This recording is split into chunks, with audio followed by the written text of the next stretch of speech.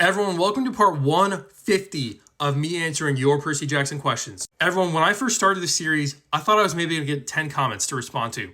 Not over 150. I have done multiple comments per video many times, so I probably answered closer to 250 comments by this point. But still, I had no idea I was going to be going this long, and I'm probably going to be going for another 150 days at least.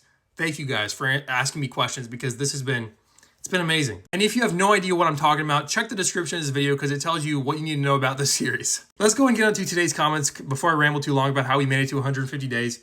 Let's just do this. So the first comment says, I'm new to Percy Jackson. I only recently found the series when my teacher made us read the first book, and it has been my favorite book series, but what books are your favorite? I'm just going to assume this person means my books in general. What are my favorite books besides Percy Jackson? So let's talk about that. First of all, obviously, all 5 of the Percy Jackson books, all 5 of the Heroes of those books, all 3 of the Kane Chronicles books, those are some of my favorite books of all time. They're really good. Outside of Percy Jackson, the Ranger's Apprentice series by John Flanagan is very good. If you have not read that series, do yourself a favor and go find it and read it right now. Also, the Keeper of the Lost Cities series by Shannon Messenger. That is a great series as well. If you haven't heard of that one, go find it and read it, because it's a very good journey. And there's 9 or 10 books in that series at this point, and she's still writing another book. So yeah, it's a good series. I'll go ahead and tell you my 2 one-off favorite books too that are not part of a series. Number 1 is Elephant Run by Roland Smith.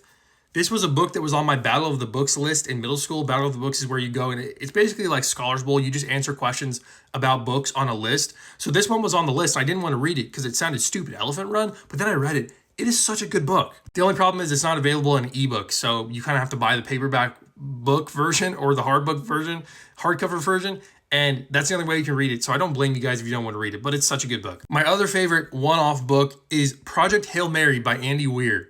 What a great book. I have listened to that book twice in the past 3 or 4 months just because it was so good. I listened to it 3 or 4 months ago, and I just listened to it again 2 weeks ago because it was that good. Seriously, if you have not read or listened to Project Hail Mary, do it right now because it is